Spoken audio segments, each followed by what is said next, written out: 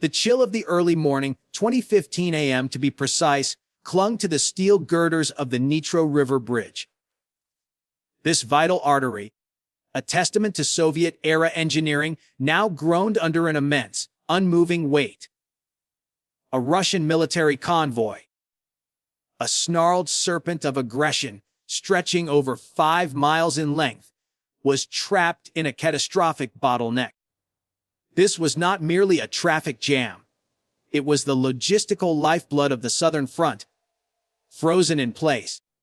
Over 500 vehicles, lumbering Kamaz trucks, sleek command and control vehicles, and hulking fuel tankers, were packed together. Their cargoes of 1.2 million and 1 feet 2 millimeters artillery shells, JP-8 aviation fuel, and specialized command equipment destined for 2,000 troops engaged in fierce fighting near Melitopol and Tokmak.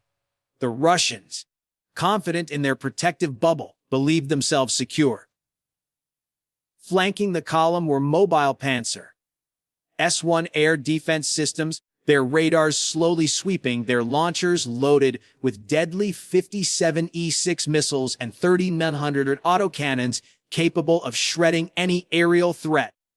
Overhead, the powerful Nebo-M radar performed its relentless dance, completing a full rotation every 3 seconds.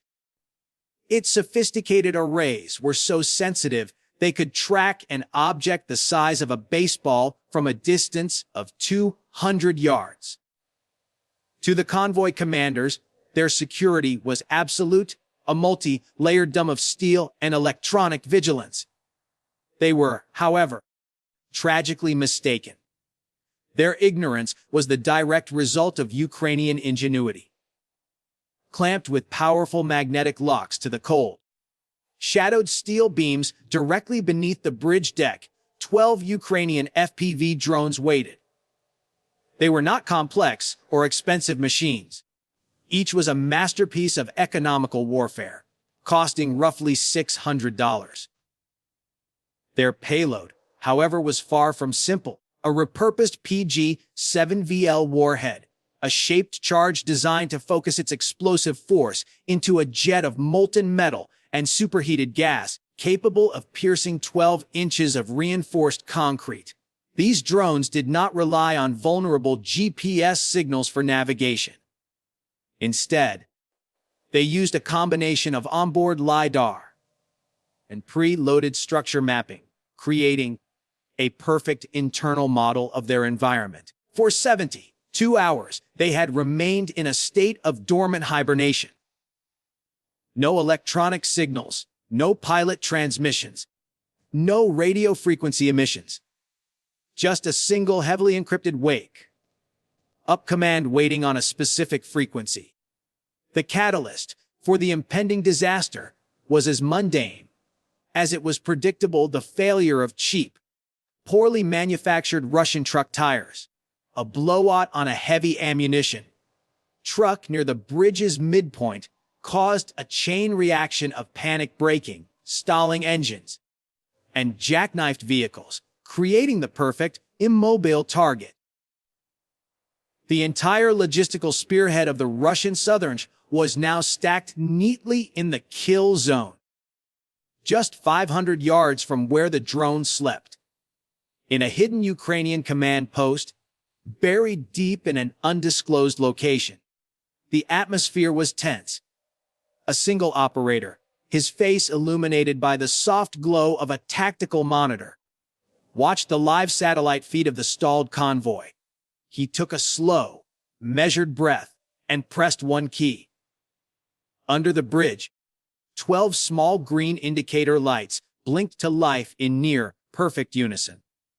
With a series of soft, metallic clicks, the drones detached from their magnetic clamps. They dropped 3 feet in near total silence before their compact, brushless motors spun up to an operational hum. The sound was a low-pitched, rhythmic thrum that blended seamlessly with the cacophony of idling diesel engines and the screech of tire friction on the asphalt above. Rising in a tight, pre-programmed formation, the drones, hugged the massive concrete support columns, using the bridge's own superstructure as a shield against both visual discovery and radar detection.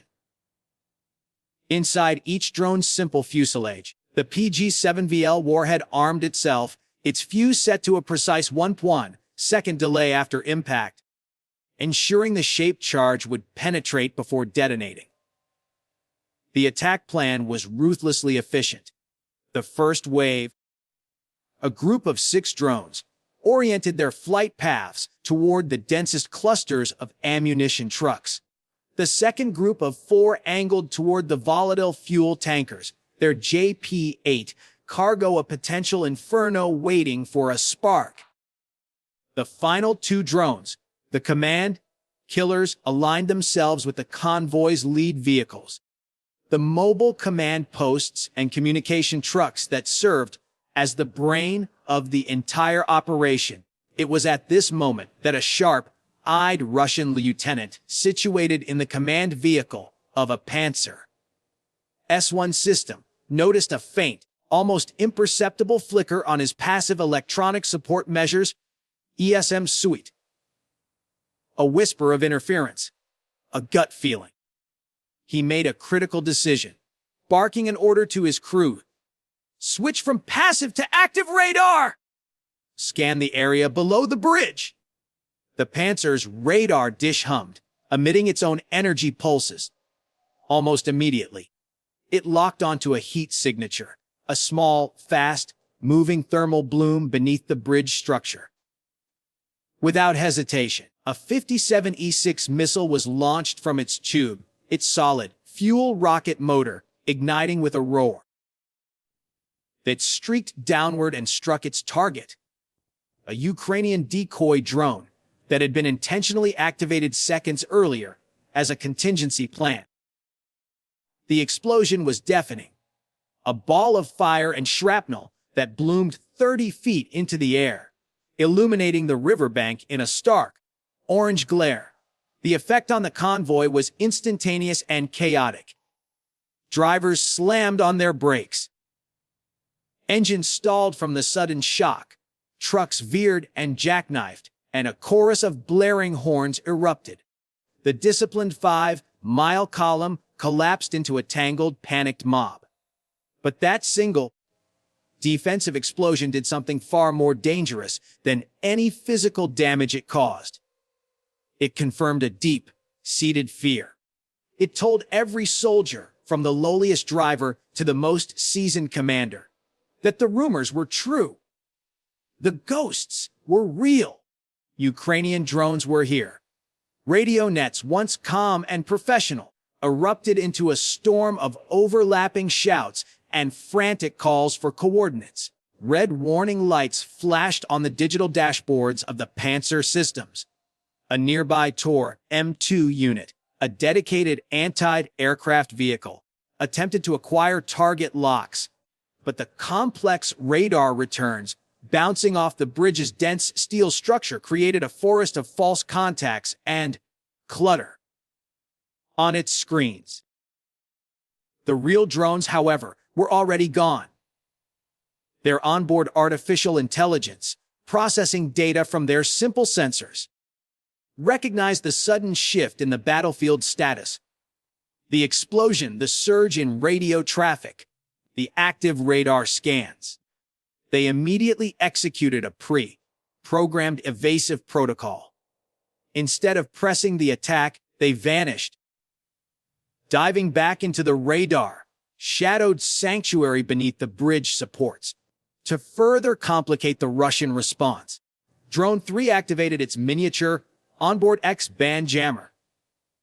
The Pantsir's radar screen, previously fuzzy with clutter, dissolved into a sheet of blinding white static. The situation was escalating. 40 miles to the north, and Russian A-50 mainstay, early warning and control aircraft, cruising in a lazy orbit, detected a cluster of unusual heat patterns over the bridge.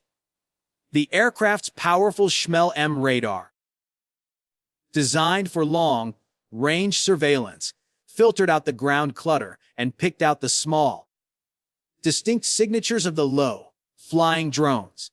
In a demonstration of network-centric warfare, the A-50 processed this data and transmitted a crisp top-down targeting feed directly to the air defense units on the ground. On the Pantsir, the radar operator watched as his screen suddenly cleared, the jamming effectively bypassed by the airborne radar's superior vantage point. A sharp targeting reticle locked back onto one of the fleeing drones. Drone 9.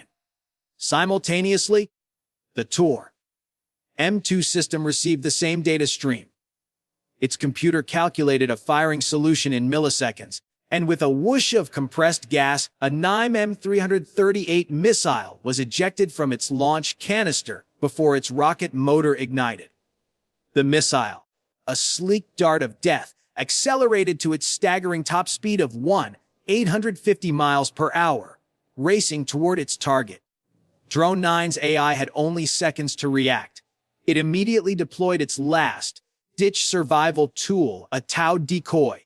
From a small housing on its underside, a 100-foot long hair, thin fiber optic cable unspooled. At the end of the cable, an AL-50 decoy unit activated, emitting amplified radar reflections that simulated a target much larger and more enticing than the tiny drone itself. The Tor missile's seeker head, confused by the sudden appearance of a bigger, brighter signature, veered sharply off its original course. 3 seconds after launch, the M338 missile detonated in a mid-air flash, obliterating the decoy. The real Drone 9, its cable severed, flew on unharmed. The bright flash of the missile's warhead lit up the sky. On the ground, every Russian radar operator and soldier within a 50-mile radius who saw it knew it signified a desperate, high-stakes engagement. A tense, unnerving silence descended upon the bridge, broken only by the crackle of fires and the hiss of ruptured coolant lines. In the Ukrainian command bunker, the operator watched the telemetry from the drones.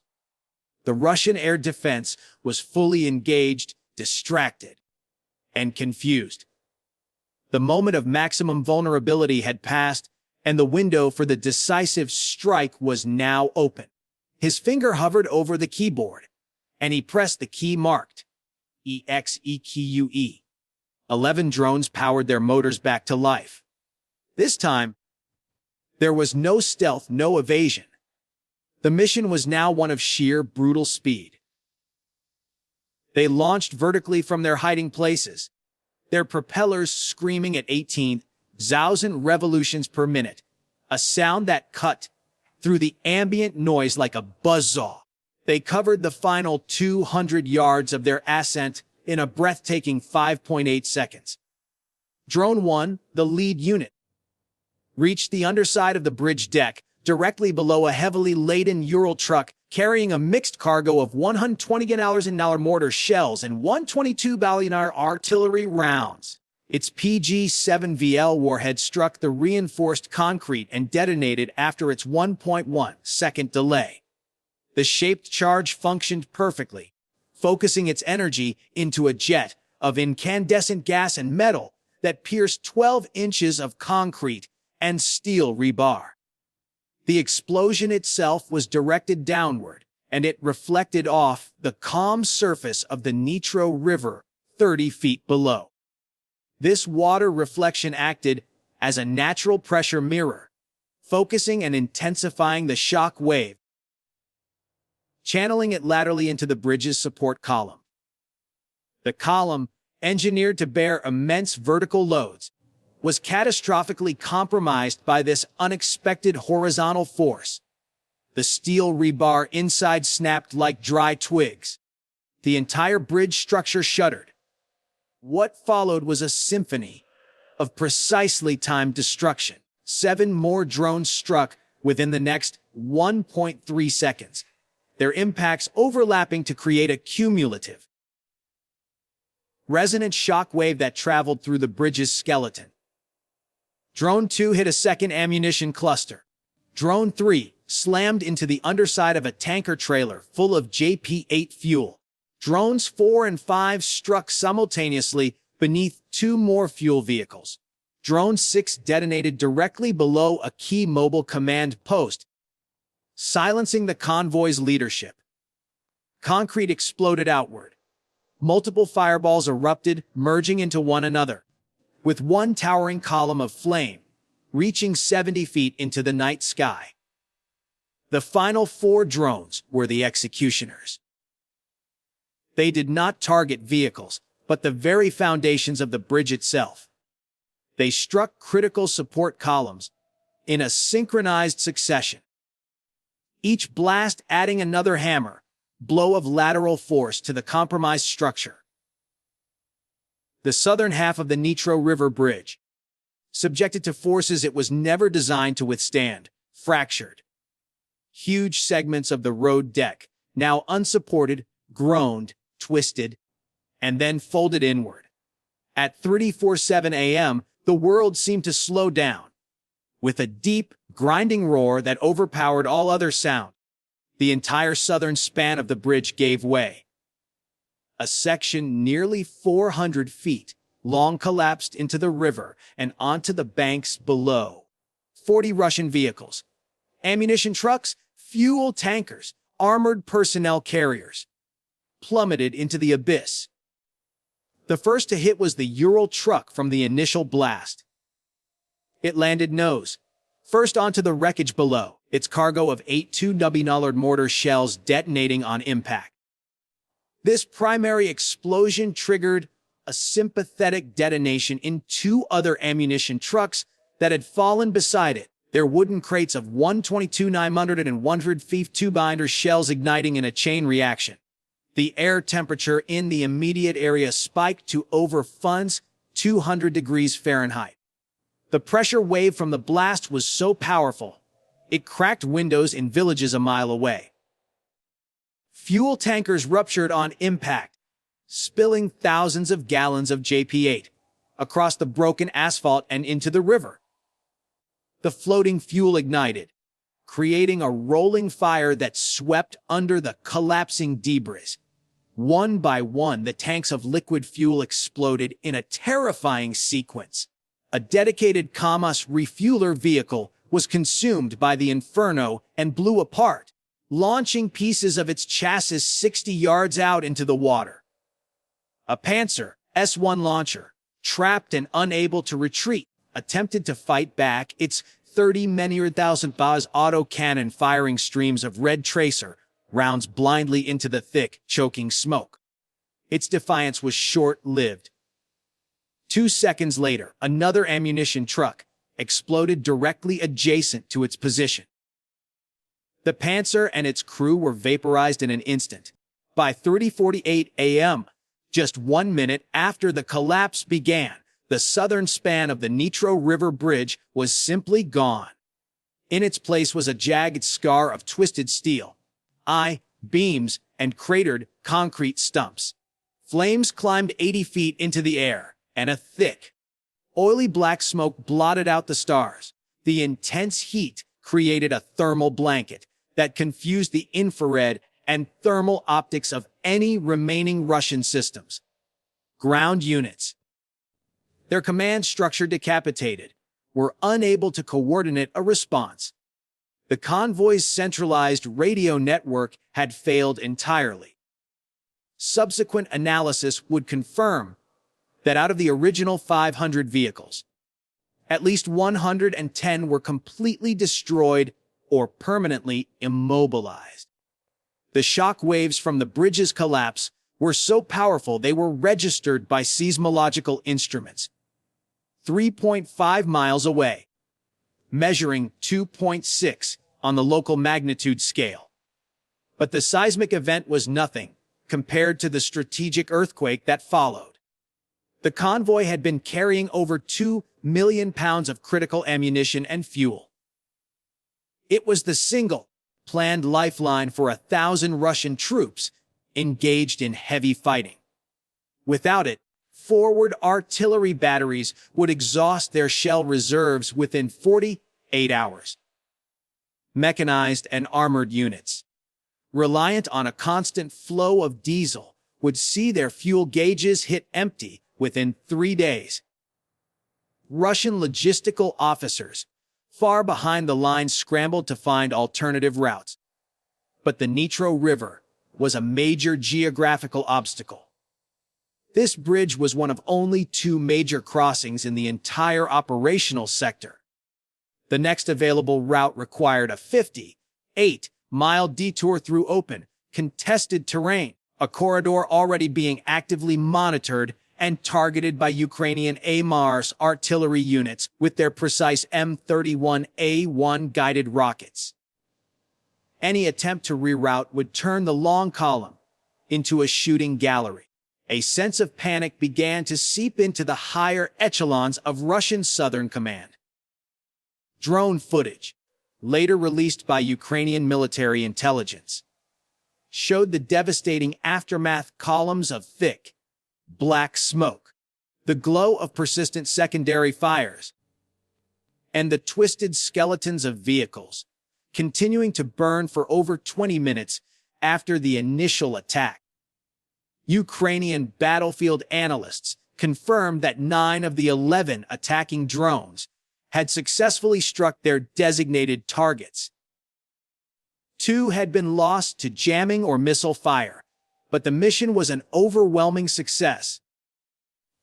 With a total hardware cost of less than $1,000, a handful of cheap, autonomous drones had crippled the main supply artery for an entire Russian division. The effect on the battle space was immediate and decisive. Russian commanders, suddenly aware of their extreme vulnerability and impending supply crisis, lost their nerve. Their planned southern offensive push stalled, then halted completely. Seizing the initiative, Ukrainian forces began to swiftly reposition their own assets: M777 howitzer batteries, NASAMS air defense systems, and fresh teams of FPV drone operators into forward positions. The message was unambiguous. The bridge was gone. The convoy was annihilated. The southern front had been strategically severed. By dawn, satellite imagery confirmed the totality of the destruction. A 400-foot gap now separated the 2 halves of the Nitro River Bridge. Russian rear echelon firefighters struggled in vain to contain the raging fires, all while being watched by Ukrainian reconnaissance drones circling high overhead, documenting every moment of the disaster. The destruction of the Nitro River convoy marked a definitive turning point in the conflict in the south. The loss of over 2 million pounds of material caused Russian combat operations in the sector to collapse. Within 48 hours, artillery batteries near Tokmak fell silent. Mechanized units, out of fuel, became static, vulnerable targets. The failed resupply created a cascading ripple effect. Forward positions, now unsustainable, were abandoned, trenches were evacuated, and command communications became thin and disjointed. Without a functional logistics chain, the entire Russian battlefield effort fractured. Ukraine capitalized on this paralysis without hesitation. Within 72 hours, Ukrainian brigades launched aggressive probing attacks east of Orikhiv and south of Robotyne. The Russian forces, now disorganized, demoralized, and critically undersupplied, could offer only disorganized resistance and began to fall back. These retreats were then harried by follow-on strikes from HIMARS, which targeted the secondary supply depots and the few desperate fuel convoys that attempted to use the dangerous, rerouted paths. The strike on the Nitro River Bridge has since become a canonical case study in modern asymmetric warfare. The operation utilized just 11 inexpensive drones, representing a financial investment of less than $1,000. Yet, it directly inflicted an estimated $300 million in lost vehicles, equipment, and supplies. The true strategic damage, however, was operational and psychological. An entire division was isolated and neutralized. A major front line offensive was paralyzed. All of this was achieved without a single piece of heavy Ukrainian armor, without a single manned aircraft sortie, and without a massive preparatory artillery barrage. It was a victory achieved with drones, artificial intelligence, sophisticated mapping software, and the patient, perfect application of strategic timing. The future of warfare, it seems, did not arrive with the thunder of a nuclear explosion or the rumble of a tank column. It arrived on nearly silent rotors, in the dark, beneath a bridge at 20:15 in the morning. The Russian High Command had fundamentally underestimated the threat posed by small, autonomous systems. They had planned for traditional airspace threats, jets, helicopters, and cruise missiles. They assumed a drone must emit a control signal, must have a human pilot at a console, and must operate in the open air. They never considered that the threat could be dormant, patient, and lurking below them. The most dangerous weapon slept silently under their own wheels. This single engagement proved a profound and unsettling truth about 21st century conflict.